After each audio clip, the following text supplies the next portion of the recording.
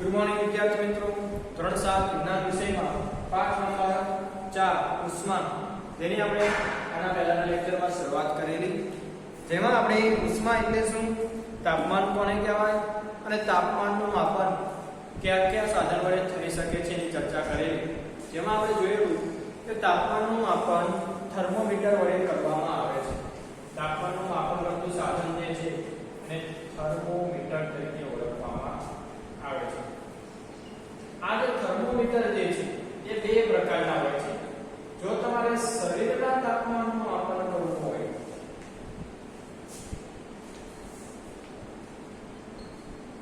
તમારા શરીરનું તાપમાન માપવું હોય તો એની માટે ક્લિનિકલ થર્મોમીટરનો ઉપયોગ થાય છે.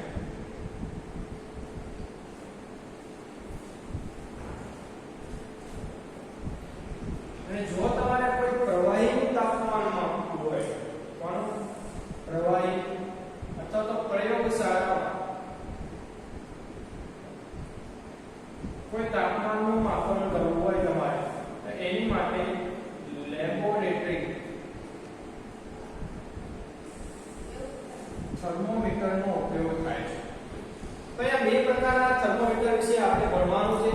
પહેલો પ્રકાર છે ક્લિનિકલ થર્મોમીટર અને બીજો પ્રકાર જે છે એ લેબોરેટરી થર્મોમીટર. આ બંને પ્રકાર વિશે આપણે અભ્યાસ કરીશું અને અભ્યાસ કરી લઈએ ને ત્યારબાદ આપણે બંનેના તફાવત જોઈશું. સૌપ્રથમ જોઈશું ક્લિનિકલ અને એની સામે લખીશું લેબોરેટરી થર્મોમીટર. એટલે એકદમ સરળતાથી બંને થર્મોમીટર વિશે તમને ખબર પડી જશે. તફાવતની રીતે લખો એટલે તમને સરળતાથી મુદ્દાઓ યાદ પણ રહી જવાના છે. તો કાલે આપણે આ જે ક્લિનિકલ થર્મોમીટર છે એની રચના વિશે વાત કરેલી. શું જોયેલું? એની આકૃતિ જોયેલી આપણે કે ક્લિનિકલ થર્મોમીટર કેવું હોય તો સાંકડી પાતળી નળીમાં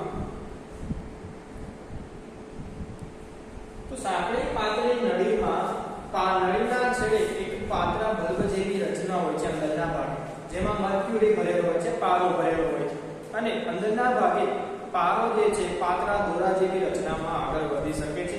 એવી રચના આપણે ક્લિનિકલ થર્મોમીટરની જોયેલી. તો ક્લિનિકલ થર્મોમીટરની કેટલીક ખાસિયતો લખી લઈએ. તો તાપમાનનું માપન સેલ્સિયસ એકમમાં કરવામાં આવે છે.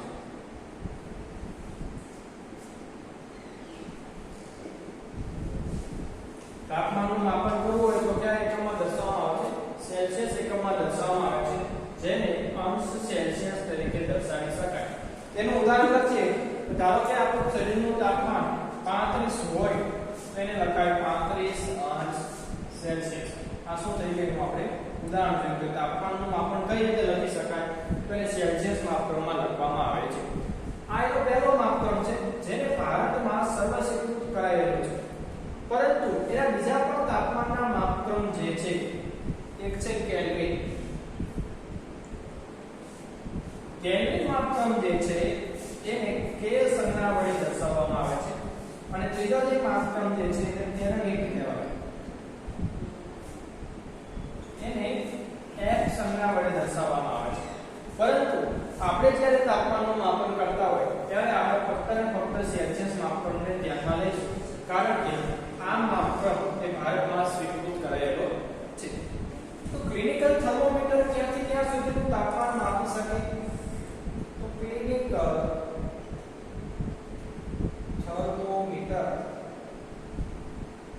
35 અંશ સેલ્સિયસ થી 42 અંશ સેલ્સિયસ સુધી તાપમાન માપી શકે છે. ક્લિનિકલ થર્મોમીટર જે છે એ 35 અંશ સેલ્સિયસ થી લઈને 42 અંશ સેલ્સિયસ સુધીનું તાપમાન માપી શકે છે. એની ઉપર 35 થી 42 અંશ સેલ્સિયસ સુધીના જે કાપાઓ આવેલા છે, ઓછામાં ઓછું 35 કે વધુમાં વધુ 42. કારણ કે આપણા શરીરનું તાપમાન જે છે એ ક્યાંથી ક્યાં સુધીનું રહે છે? 35 થી 42 ની વચ્ચે જ રહે છે. મેક્સિમમ 42 સુધી જઈ શકે છે અને ઓછામાં ઓછું 35 અંશ સેલ્સિયસ સુધી જઈ શકે છે. એટલા માટે ક્લિનિકલ થર્મોમીટરની રચનામાં 35 અંશ સેલ્સિયસ થી લઈને 42 અંશ સેલ્સિયસ સુધીના જ કાપાઓ આવેલા હોય છે. તો એ પણ આપણે કાલે અભ્યાસ કરેલો. આજે આપણે શીખવાનું છે કે થર્મોમીટરનું વાંચન એટલે કે આપણે કઈ રીતે કહી શકીએ કે કેટલા અંશ સેલ્સિયસ અહીંયા તાપમાન દર્શાવેલું છે. તમે જોયું કે આપણી પાસે સ્કેલ હોય તો સ્કેલ આપણે બનાવી. આપણો મુદ્દો છે થર્મોમીટરનું વાંચન.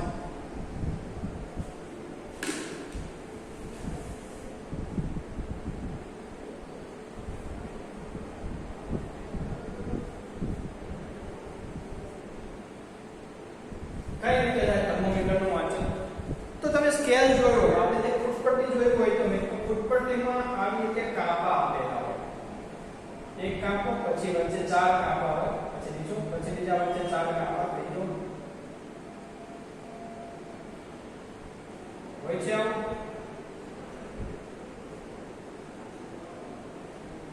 તો જે રીતે આપણી સ્કેલમાં કાપા આપેલા હોય છે એ જ રીતે થર્મોમીટરની જે પાછળની પટ્ટી હોય છે બાજુમાં એમાં પણ આવા કાપા આપેલા હોય છે. એ કાપા શું દર્શાવે છે? તો આ એક એક કાપો એક એક સેલ્સિયસ દર્શાવે છે. 35, 36, 37, 38, 39, 40, 41 અને 42 અંશ સેલ્સિયસ. તો 35 થી 42 અંશ સેલ્સિયસ સુધીનું તાપમાન એક ક્લિનિકલ થર્મોમીટર માપી શકે. હવે ધારો કે થર્મોમીટરનો પારો જે છે એ અહીંયાથી લઈને 35 થી લઈને ક્યાં સુધી ચડે છે? અહીંયા સુધી ચડે છે. એ પારો જે છે વચ્ચેના દોરામાં ક્યાં સુધી ચડે છે? અહીંયા સુધી ચડે છે. તો આપણે શું કહી શકાય એનું તાપમાન કેટલું છે? તો એ કઈ રીતે આપણે વાંચી શકાય? તો એની માટે આપણે પદ્ધતિસર મુદ્દાઓને અનુસરવાના છે. તો સૌપ્રથમ બે મોટા અંક વચ્ચેનો તફાવત માપી લો. પહેલો મુદ્દો શું આવે કે બે મોટા અંક વચ્ચેનો તફાવત માપી લો. બે ક્રમિક મોટા અંકો વચ્ચેનો તફાવત માપો. અહીંયા બે ક્રમિક મોટા અંક કોને કહેવાય? અહીંયા 35 અને 36 છે. તો બે ક્રમિક મોટા અંકો વચ્ચેનો અહીંયા તફાવત કેટલો થાય? 1 અંશ સેલ્સિયસ જેટલો થાય. 36 માંથી 35 બાદ કરો, બે વચ્ચે જગ્યા કેટલી છે? 1 અંશ સેલ્સિયસ છે. તો તફાવત કેટલો થયો? 1 અંશ સેલ્સિયસ જેટલો થાય છે. એના પછીનું સ્ટેપમાં શું કરીશું આપણે કે હવે બે ભાગો વચ્ચે કુલ કેટલા વિભાગો છે?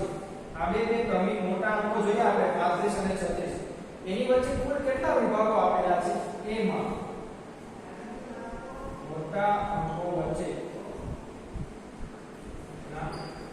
કુલ વિભાગો કેટલા? કોની વાત કરી રહી છે? 35 થી 36 ની વચ્ચે વિભાગો કેટલા આપેલા છે? જુઓ જોઈએ તો 1 2 3 4 અને 5. કુલ 5 વિભાગો 35 થી 36 અંશ સેલ્સિયસ વચ્ચે છે. તો આનો જવાબ આપણે શું આવશે? આના વિભાગો કેટલા? તો ટોટલ 5 વિભાગો આપેલા છે. 5 વિભાગો છે. બે ક્રમિક વચ્ચેનો અંક વચ્ચેનો તફાવત 1 છે. ત્યારબાદ શું કરવાનું છે? તો હવે નાના એક વિભાગના મૂલ્યનું વાંચન કેટલું હોય? હવે 5 વિભાગ છે તો એક કાપા બરાબર કેટલું કહેવાય? આપણે એ પણ શીખવું પડશે ને. કારણ કે તમે જુઓ અહીંયા આપણે તાપમાન કેટલું છે જોવું હોય તો એમ કહી શકાય કે 38 તો છે. 38 તો કહી શકાય. પણ એની ઉપર 3 કાપા સુધી ચડેલું છે તાપમાન. પારો ક્યાં સુધી ચડેલો છે? 1 2 અને 3 કાપા સુધી. તો આ કાપાના મૂલ્ય કેટલા એ માપવું હોય તો શું કરી શકાય? તો એની માટે આપણે ભાગાકાર કરવાનો છે. કોનો? તો કુલ વિભાગો છેદમાં બે અંક વચ્ચેનો તફાવત અને છેદમાં કુલ વિભાગો એટલા છેદમાં 5. એટલે એક કાપાનું મૂલ્ય કેટલું મળે? 0.2 અંશ સેલ્સિયસ. આ શું મળ્યું આપણને? એક કાપાનું મૂલ્ય. આ એક કાપો જ્યારે ચડે એટલે કેટલું ચડવું કહેવાય? 0.2 અંશ સેલ્સિયસ ચડવું કહેવાય. તો હવે આપણી પાસે અહીંયા સુધી પારો ચડેલો છે તો આનું તાપમાન કેટલું એ આપણે સમજતા શીખીએ. તો પહેલા તો 38 તો છે જ. 38 પછી અહીંયા 0.2 0.2 બીજા બે એટલે 4 અને 0.6 આવી રીતે લખાય. 0.2 0.4 અને ત્રીજા કાપાનું થાય 0.6. તો 38.06 આનું શું કહેવાય? મૂલ્ય કહેવાય. 38.6 અંશ સેલ્સિયસ એ આનું મૂલ્ય કહેવામાં આવે છે. અંશ સેલ્સિયસ નું તાપમાન છે એવું કહી શકાય છે.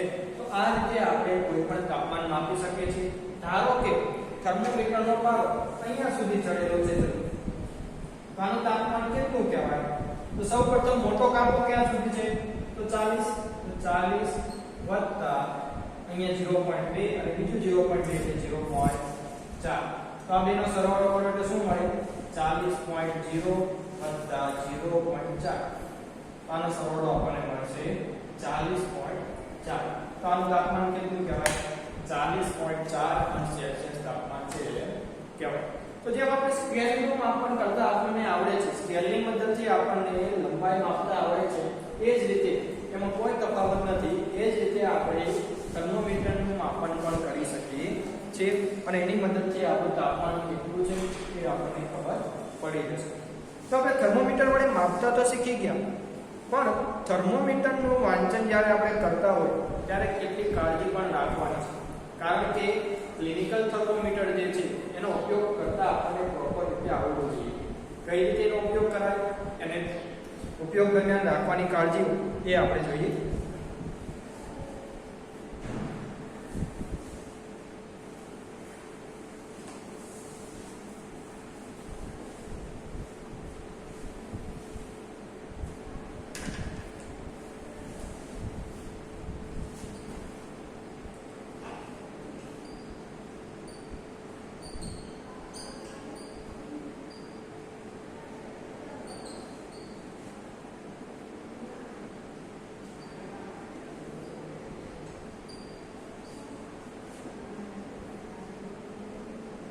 ક્લિનિકલ થર્મોમીટરના ઉપયોગ દરમિયાન રાખવાની કાળજી. તો સૌપ્રથમ કાળજી તો એ રાખવાની છે કે ક્લિનિકલ થર્મોમીટરને આપણા મુખમાં ઉપયોગ કરીએ છીએ, આપણા મુખની અંદર મૂકીને ઉપયોગ કરીએ છીએ. એટલા માટે થર્મોમીટર બરોબર વ્યવસ્થિત રીતે સાફ હોવું જોઈએ. કારણ કે આપણે મોટાભાગે થર્મોમીટરનો ઉપયોગ ક્યારે કરીએ છીએ? જ્યારે આપણને તાવ આવતો હોય ત્યારે જ કરીએ છીએ. હવે કોઈ તાવ આવતો હોય કોઈ વ્યક્તિને, તેના મુખમાં આપણે થર્મોમીટર મૂકેલું હોય, પછી એ થર્મોમીટર સાથે કોઈ વાયરસ કે કોઈ બેક્ટેરિયા ચોંટી એટલે રોગગ્રસ્ત વાયરસ કે બેક્ટેરિયા જે છે એ થર્મોમીટર સાથે ચોંટેલા હોય, પછી એ થર્મોમીટરને કોઈ બીજા વ્યક્તિના મુખમાં તમે મૂકો તો શું થાય? એને પણ તાવ આવી શકે છે, એ બેક્ટેરિયા એના શરીરમાં જાય. તો ગંદુ થર્મોમીટર જે છે અથવા તો રોગગ્રસ્ત વ્યક્તિના મુખમાંથી કાઢેલું થર્મોમીટર એ ડાયરેક્ટ બીજી વાર ઉપયોગમાં લેવાય નહીં. તો શું કરવું જોઈએ? તો થર્મોમીટરના વપરાશ પહેલા તેને યોગ્ય રીતે જંતુનાશક દ્રાવણથી સાફ કરવું જોઈએ. તો સૌપ્રથમ તો આપણે શું લખીશું? થર્મોમીટરને વપરાશ પહેલા જંતુનાશક દ્રાવણ વડે સાફ કરવું. તો તમારામાંથી કેટલાક એવું કહેશે કે થર્મોમીટરને આપણે ગરમ પાણી વડે સાફ કરી દઈએ તો ના ચાલે. કારણ કે તમે સાંભળ્યું હશે ગરમ પાણીમાં જ્યારે પાણી ઉકાળીએ છીએ આપણે ત્યારે એમાં રહેલા વાયરસ કે બેક્ટેરિયા મૃત્યુ પામે. તો તમે એમ કહો કે ગરમ પાણીમાં આપણે થર્મોમીટરને સાફ કરી દઈએ તો વ્યવસ્થિત સાફ થઈ જાય, પરંતુ ગરમ પાણી વડે થર્મોમીટરને ક્યારેય સાફ કરવું જોઈએ નહીં. કારણ કે થર્મોમીટરનું કામ જ એ છે તાપમાન માપવાનું. અને ગરમ પાણીનું તાપમાન કેટલું હોય? જે પાણી ઉકળવાની શરૂઆત થઈ ગઈ હોય એ પાણીનું તાપમાન હોય 100 અંશ સેલ્સિયસ કરતા વધારે. કેવું હોય? 100 અંશ સેલ્સિયસ કરતા પણ વધારે તાપમાન હોય ગરમ પાણી. અને ક્લિનિકલ થર્મોમીટર તમે જુઓ કેટલું માપી શકે? 35 થી 43. એટલે એનો પારો એટલો બધો ગરમ થઈ જશે કે 42 થી ઉપર જવાનો પ્રયત્ન તો કરવાનો જ છે. કારણ કે તાપમાન કેટલું? 100 અંશ સેલ્સિયસ. એટલે જો આપણે ક્લિનિકલ થર્મોમીટરને ગરમ પાણી વડે જો તમે સાફ કરો અથવા તો ગરમ પાણીમાં એને ડુબાડો તો થર્મોમીટર તૂટી જાય છે. કેમ તૂટી જાય? કારણ કે પછી પારો બહુ વધારે દબાણ કરીને બહાર આવવાનો પ્રયત્ન કરશે. કારણ કે પારાનું વિસ્તરણ થાય છે. પારો કેમ ઉપર ચડે છે? કારણ કે ગરમ થાય એમ પારાનું વિસ્તરણ થાય. તો અહીંયા જો આપણે વધારે ગરમીવાળું પાણી, વધારે ઉષ્માવાળું પાણી જો આપણે થર્મોમીટરને ધોવા માટે ઉપયોગમાં લઈશું તો થર્મોમીટર તૂટી જવાનું છે. એટલા માટે એને ગરમ પાણી વડે સાફ કરવું જોઈએ નહીં. કોના વડે સાફ કરીશું? જંતુનાશક દ્રાવણ વડે સાફ કરવું જોઈએ. પછી બીજી વસ્તુ કઈ ધ્યાનમાં રાખવાની છે એ પણ જોઈએ. આપણે જોયેલું કે થર્મોમીટરની ઓછામાં ઓછી રેન્જ કેટલી 35 અંશ સેલ્સિયસ સુધી. તો થર્મોમીટરનો ઉપયોગ કરતા પહેલા એ પારાનું લેવલ એ ક્યાં હોવું જોઈએ? 35 અંશ સેલ્સિયસ કરતા નીચે હોવું જોઈએ. એ આપણે ધ્યાનમાં રાખવાનું. એનું લેવલ 35 થી ઉપર હોવું જોઈએ નહીં, નીચે જ હોવું જોઈએ. તો એની માટે શું કરવું જોઈએ? તો થર્મોમીટરને એક છેડેથી હાથમાં પકડવું જોઈએ. અહીંયા આપણી પાસે ક્લિનિકલ થર્મોમીટર નથી, પરંતુ બલ્બ જે છે આ બાજુ બલ્બ છે એના વિરુદ્ધ છેડેથી હાથમાં પકડવાનો, આ છેડે. પછી એને હાથ વડે 2 થી 3 વાર આવી રીતે ઝાટકા આપવાના. એટલે શું થશે? તો થર્મોમીટરનો પારો જે ઉપર ચડેલો હોય, જૂનું તાપમાન દર્શાવતો હોય, એ ક્યાં આવી જશે? નીચે આવી જશે. તો બીજી કાળજી એ રાખવાની કે ઉપયોગ પહેલા એનું લેવલ 35 થી નીચે હોવું જોઈએ, 35 થી ઉપર હોવું જોઈએ નહીં. તો બીજું લખીએ આપણે, વપરાશ પહેલા પારાનું સ્તર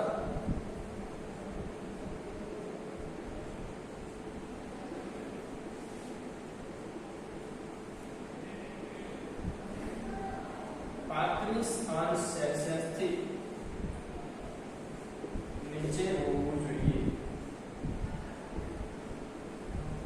નહીંતર શું થાય તમે જુઓ, ધારો કે કોઈ વ્યક્તિને તાવ આવેલો છે અને એના શરીરનું તાપમાન આપણે માન્યું, એના શરીરનું તાપમાન છે 40 અંશ સેલ્સિયસ, એટલે પારો અહીંયા સુધી ચડી ગયેલો છે 40 સુધી.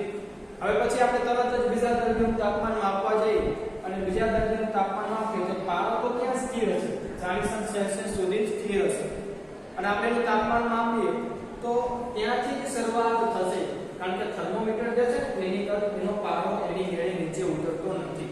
કારણ કે જે ક્લિનિકલ થર્મોમીટરમાં નીચે બલ્બ હોય એ બલ્બમાં એક કાચ આવેલી હોય છે, એનો અભ્યાસ આપણે આગળ કરવાનો જ છે. તો પારાને આપણે ઝાટકા આપી, અહીંયાથી પકડીને ઝાટકા આપીને ક્યાં કરી દેવો જોઈએ? 35 થી નીચે ઉતારી દેવો જોઈએ. તો એના માટે શું કહીશું કે મર્ક્યુરી વાળા ભાગના વિરુદ્ધ ભાગથી પકડી થર્મોમીટરને મર્ક્યુરી વાળા ભાગના વિરુદ્ધ ભાગથી પકડીને હાથ વડે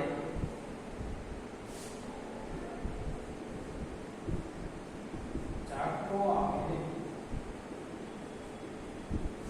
પારાનું લેવલ 35 અંશ સેલ્સિયસ થી નીચે ઉતારી દે. પછી 35 અંશ સેલ્સિયસ થી નીચે પારો આવી જાય પછી જે થર્મોમીટર એ શરીરનું તાપમાન માપવા માટે યોગ્ય બને છે. તો બીજા મુદ્દામાં આપણે એવી કાળજી રાખવાની છે કે 35 થી વધારે તાપમાન થર્મોમીટર દર્શાવતો હોવું જોઈએ અને એ 35 થી નીચે હોવું જોઈએ, પછી જ આપણે માપવાની શરૂઆત કરીશું. ત્રીજું છે, થર્મોમીટર એ તમારી દ્રષ્ટિને સમાંતરે પારાનું લેવલ રાખીને જોવાનું છે. થર્મોમીટરનો આપણે જ્યારે અભ્યાસ કરતા હોય તો એને દ્રષ્ટિને સમાંતર રાખવાનું છે, એટલે કે એકદમ તમે જ્યાં જોતા હોય એની સામે જ રાખવાનું છે, અને તો જ તમને એનું પારાનું લેવલ સાચું ખ્યાલ આવશે. તમે બાજુમાંથી કે ઉપરથી જોશો તો તમને યોગ્ય પારાનું લેવલ દેખાશે નહીં. તો ત્રીજું આપણે લખીએ કે દ્રષ્ટિને સમાંતર રાખીને પારાનું લેવલ ચેક કરો. થર્મોમીટરને દ્રષ્ટિને સમાંતર રાખીને પારાનું લેવલ ચેક કરો. જ્યારે આપણે પારાનું લેવલ ચેક કરતા હોય ત્યારે હંમેશા થર્મોમીટર આપણી દ્રષ્ટિને સમાંતર જ હોવું જોઈએ. ચોથો મુદ્દો, થર્મોમીટરને શરીરનું તાપમાન માપવા માટે જીભની નીચેના ભાગમાં પારો રહે તે રીતે આપણે શરીરનું તાપમાન માપવું હોય તો મોટા જીભ જે છે એના નીચેના ભાગમાં પારો રહે એ રીતે થર્મોમીટરને રાખવું જોઈએ, તો જ સચોટ અને સાચું તાપમાન આપણને આપણા શરીરની ખબર પડે છે. તેના પછી આ મુદ્દો આપણે ધ્યાનમાં લેવાનો છે કે જીભની નીચે રહેવું જોઈએ. હવે થર્મોમીટરને કાળજીપૂર્વક રાખવું જોઈએ. કોઈ કઠણ પદાર્થ સાથે અથડાવવું પણ ન જોઈએ, કારણ કે કાચની બનેલી વસ્તુ છે, કોઈ કઠોર પદાર્થ સાથે અથડાય તો શું થઈ જશે? તૂટી જશે. અને થર્મોમીટરનો જ્યારે આંક નોંધતા હોય ત્યારે એને બલ્બથી પકડવું જોઈએ નહીં. તો છેલ્લો મુદ્દો છે થર્મોમીટરને આંક નોંધતી વખતે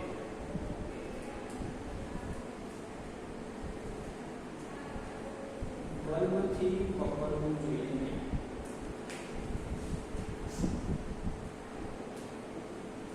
આ મુદ્દામાં શું કહેવામાં આવે છે કે જ્યારે આપણે થર્મોમીટર જીભની નીચેથી કાઢી લઈએ પછી જ્યારે આપણે એનો આંક નોંધતા હોય દૃષ્ટિને સમાંતર રાખી ત્યારે આપણે એને બલ્બથી ના પકડો. એટલે અહીંયા બલ્બ છે એના વડે તમે પકડો તો શું થશે કે બલ્બ વડે પકડો એટલે આપણા હાથનું જે ટેમ્પરેચર છે એ પણ થર્મોમીટરમાં આવી જશે. એટલે એના ટેમ્પરેચરમાં કંઈક ફેરફાર થઈ જશે. એટલે એને બલ્બથી ક્યારેય પકડવું જોઈએ નહીં. જો થર્મોમીટરમાં તાપમાન માપવાનું કામ જો કોઈ કરે છે, આગળનો જ ભાગ છે, નીચેનો ભાગ છે બલ્બ વાળો, એ જ ભાગ એવો છે કે જે તાપમાન માટે સેન્સિટિવ હોય, કે જે તાપમાન માપી શકે છે. તો આ ભાગથી આપણે ક્યારેય પકડવાનું નથી. થર્મોમીટરને થોડું ઉપરથી પકડીને આપણે એને દૃષ્ટિને સમાંતર રાખીને પારાનું લેવલ ચેક કરવાનું છે.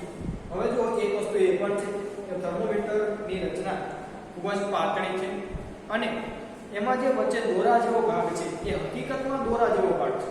દોરો એટલે સાવ પાતળો, જે રેલનો દોરો આવે એટલો પાતળો ભાગ તમને વચ્ચે દેખાશે. એટલે એને જોવું થોડું મુશ્કેલ છે, પણ ધ્યાનથી તમે જ્યારે અવલોકન કરશો તો તમને થર્મોમીટરનો પારો દેખાશે. હવે કેટલાક થર્મોમીટરમાં પારો લાલ રંગનો હોય છે. અહીંયા તમે જો મારી પાસે થર્મોમીટર છે, એમાં પારો જે છે લાલ રંગનો છે, તો સરળતાથી તમારી નજરે ચડી જશે. પરંતુ અમુક થર્મોમીટર જે છે એ પારાનો મૂળ રંગ ધરાવે છે, જે સિલ્વર રંગનો હોય છે. તો એ સિલ્વર રંગ આપણી નજરે સરળતાથી ચડતો નથી, એટલે એને થોડુંક જોવામાં તકલીફ પડે. પણ ધ્યાનપૂર્વક તમે આંક નોંધો તો તમને થર્મોમીટરમાં જે પારાનું લેવલ છે એ દેખાશે. લેવલ દેખાઈ જાય પછી આ મુજબ ગણતરી કરીને કેટલા કાપા સુધી લેવલ છે એ તમારે નોંધવાનું છે. અને નોંધી લીધા પછી તમારે પાછળ અંશ સેલ્સિયસ લખવાનું ભૂલવાનું નથી. કારણ કે આપણે પહેલા પણ વાત કરેલી છે કે જો તાપમાન 35 હોય અને પાછળ તમે કંઈ ના લખો તો આનો મતલબ શું? 35 કિલોગ્રામ તાપમાન કહેવાય? ના કહેવાય. 35 ગ્રામ તાપમાન આને કહેવાય નહીં. 35 લિટર તાપમાન કહેવાય? ના કહેવાય. તાપમાનને એના એકમમાં દર્શાવવું જરૂરી છે. એટલે કે 35 અંશ સેલ્સિયસ. ઉપર અંશ છે એને ડિગ્રી કહેવાય, અંશ પણ કહેવાય, અને આ સી જે લખેલો છે એને કહેવાય સેલ્સિયસ. તો ફરજિયાત એકમ લખવાનું છે. એકમ લખ્યા વગર આપણે ક્યારેય તાપમાન દર્શાવીશું નહીં. તો આ વાત થઈ ક્લિનિકલ થર્મોમીટરનો ઉપયોગ કઈ રીતે કરી શકાય અને કઈ રીતે એની કાળજી રાખી શકાય. ત્યારબાદ હજુ એક કાળજી એ રાખવાની છે કે ક્યારે ક્લિનિકલ થર્મોમીટર વડે કોઈ પાણીનું કે કોઈ પ્રવાહીનું તાપમાન માપવું નહીં. આપણે એમ થાય દૂધ ઉકળે છે, ચલો દૂધનું તાપમાન માપીએ કે કેટલું તાપમાન છે. તો ક્લિનિકલ થર્મોમીટર વડે ત્યારે ગરમ દૂધ કે ગરમ પાણી કોઈ પણ વસ્તુ એનું તાપમાન માપવું નહીં. કારણ કે ક્લિનિકલ થર્મોમીટર ફક્ત ને ફક્ત શરીરનું તાપમાન માપવા માટે બનેલું છે. જો તમારે શરીરનું તાપમાન માપવું હોય તો જ ક્લિનિકલ થર્મોમીટરનો ઉપયોગ કરવો. બાકી બીજી કોઈ વસ્તુનું તાપમાન માપવું હોય તો હવે બીજું જે થર્મોમીટર જે છે લેબોરેટરી થર્મોમીટર એનો આપણે ઉપયોગ કરવો. અહીંયા આપણે અત્યાર સુધી જે થર્મોમીટર જોતા હતા એ થર્મોમીટર છે લેબોરેટરી થર્મોમીટર, પ્રયોગશાળામાં ઉપયોગમાં આવતું થર્મોમીટર. આની વડે તમે કોઈ પણનું તાપમાન માપી શકો, પણ શરીરનું નહીં. લેબોરેટરી થર્મોમીટર વડે શરીરનું તાપમાન ન માપી શકાય. કેમ ન માપી શકાય એ આપણે આગળ મુદ્દામાં જોવાનું છે કે આના વડે તાપમાન મપાય તો શરીરનું કેમ ન મપાય. આને આપણે જીભ નીચે મૂકી દઈએ ના ચાલે? ચાલે ખરું, તાપમાન પણ દર્શાવે, પણ યોગ્ય રીડિંગ આવતું નથી. યોગ્ય જે તાપમાન આવવું જોઈએ એ આવતું નથી. થોડું ખોટ કાપણ વાળું આવે છે, એટલા માટે ન માપી શકાય. તે આગળ આપણે જોઈશું. તો અહીંયા સુધી આપણે જે અભ્યાસ કર્યો એ ક્લિનિકલ થર્મોમીટરનો હતો.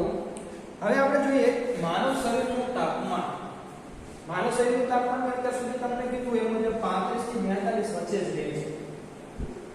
પરંતુ જે તંદુરસ્ત મનુષ્ય જે છે, તંદુરસ્ત મનુષ્ય એટલે હું અને તમે, જેને અત્યારે કોઈ પણ પ્રકારનો રોગ થયેલો છે નહીં, તમને કોઈ પણ શરીરમાં તકલીફ ન હોય, ત્યારે તમારા શરીરનું તાપમાન કેટલું હોય?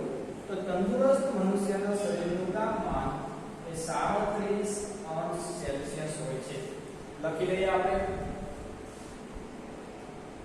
તંદુરસ્ત મનુષ્યના શરીરનું તાપમાન કેટલું હોય?